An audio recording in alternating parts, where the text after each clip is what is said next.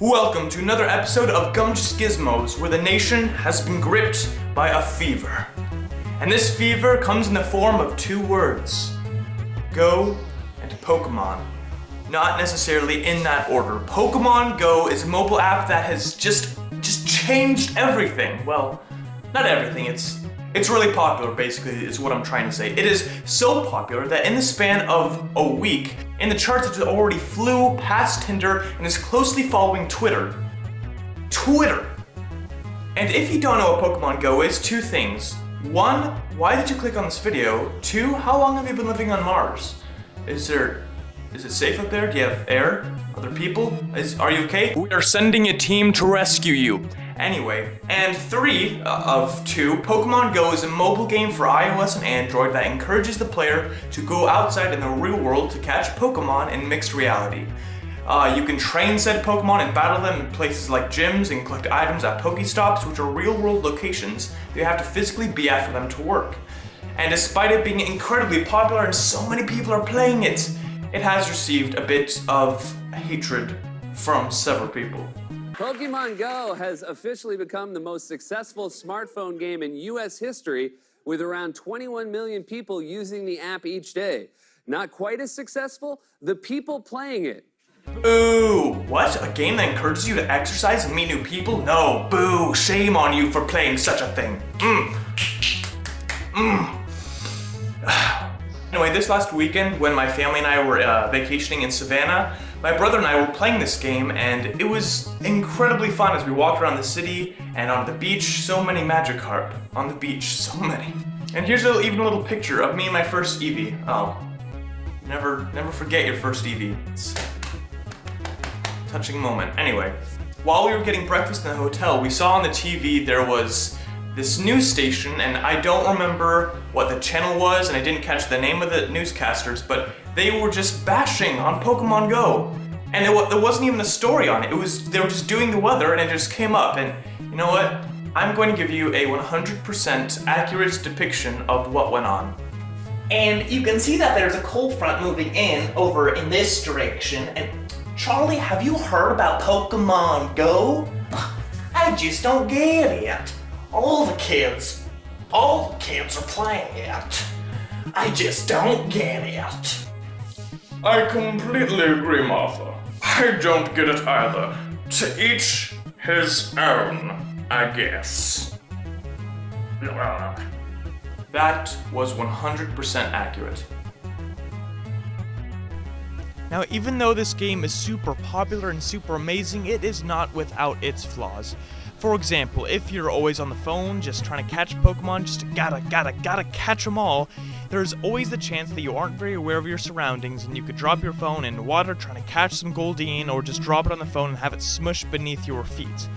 Also, because you have to have the phone on to count your steps to hatch eggs and also to catch Pokemon, it will drain your battery, and a lot. And also, it is a little dangerous. There was an instance of 3 guys, yes, those guys, who used a feature in the app to attract more Pokemon to a specific area, thereby attracting more people and then mugging said people. But those are the risks you must take to become a Pokemon master. So I decided to devise a super efficient phone case that will fix all of those problems. Are you ready? Drum roll, please.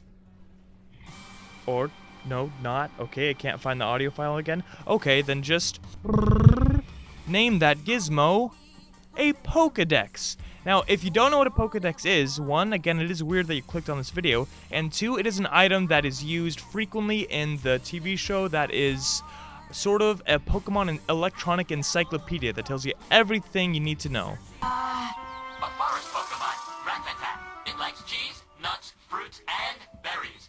Yeah, but this isn't a forest. It's an open field. It also comes out into open fields to steal food from stupid travelers. That means I'm stupid? The materials I used to make this I just picked up at Hobby Lobby for around $20. I bought a cheap phone case, some oven-baked clay to add to the details later, I got a red foam sheet, and also a small book that'll represent the body of the phone case. Actually, that all costed about $10. The $20 came from this. I know. I just saw it at Hobby Lobby and I was like, I have to have it. It's so freaking adorable. Just look at it. It's amazing. Anyway, where was I? Oh, okay. So to start off, I had to create a chasm. Chasm, that sounds weird. I had to create just a place for the phone case to fit inside the book. I did this by taking a razor blade and cutting out chunks of pages till the phone could fit.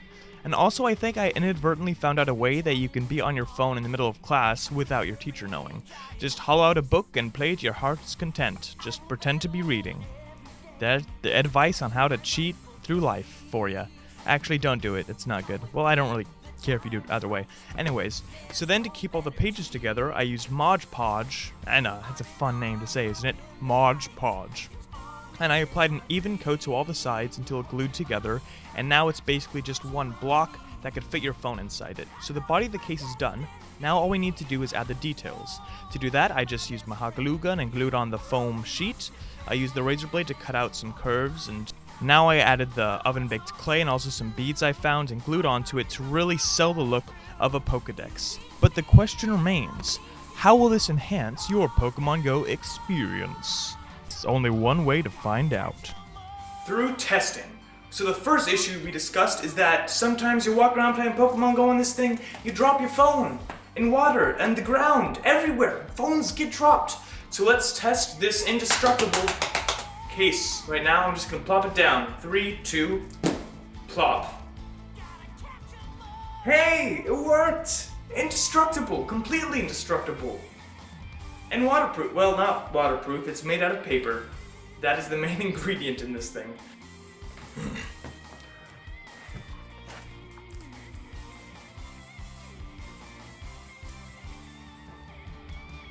I have never felt cooler in my life.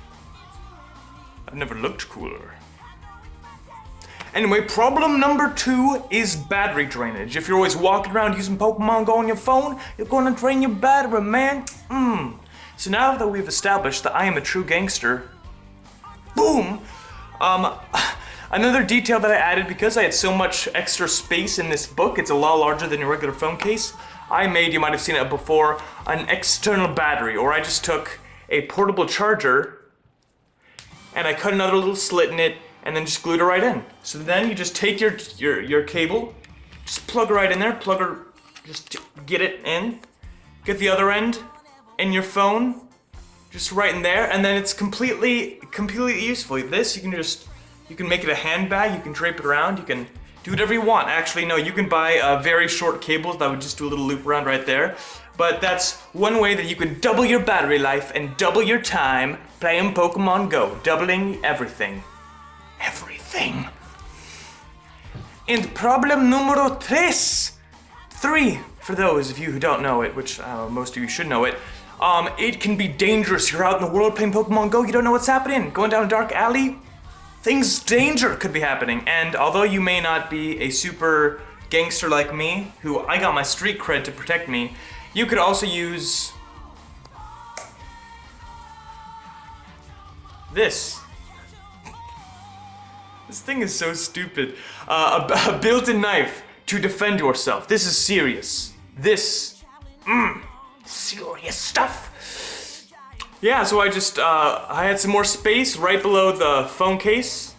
I just cut out a little rectangle, just glued a little knife right in there.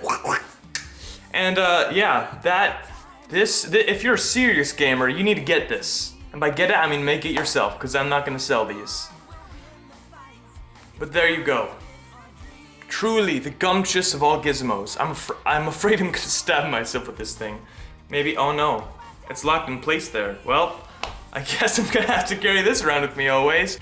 Thank you so much for watching this episode. Click right here to watch our last Gumptious Gizmos, which was an iPhone projector, homemade, no wires, no circuits, no nothing, but a cardboard box, a magnifying glass, and your imagination.